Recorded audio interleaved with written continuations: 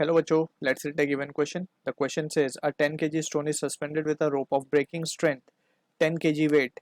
The minimum time in which the stone can be raised through a height 10 meter starting from rest is taking g, that is acceleration due to gravity, as 10 Newton per kg. Option A 0.5 second, option B 1 second, option C under root 2 by 3 second, option D 2 seconds.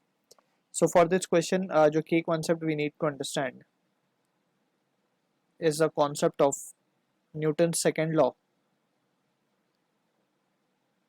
So as per this law, this is known as law of momentum.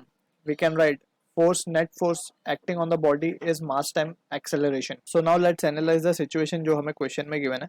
हमें actually breaking strength given है, तो उसके लिए हमें एक consider करना पड़ेगा एक केस. Let's suppose this is the stone which is been tied to the rope. अब हमें इस स्टोन को कितनी फोर्स से खींचना है ताकि ये ऊपर की तरफ एक्सेलरेट कर जाए.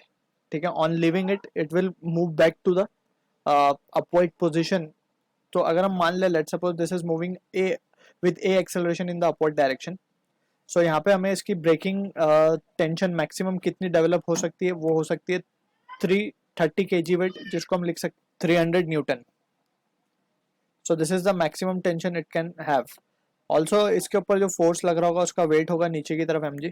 सो यहाँ से हम एक्सप्रेशन लिख सकते हैं T max minus of mg will be equals to mass time acceleration.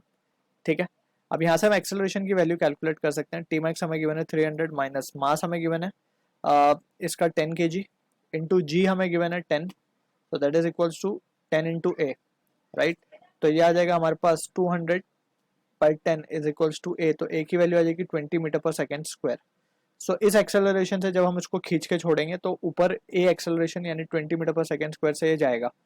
अब since this is a constant acceleration and it is been moving from rest, तो यहाँ पे हम इक्वेशन ऑफ मोशन लगा सकते हैं.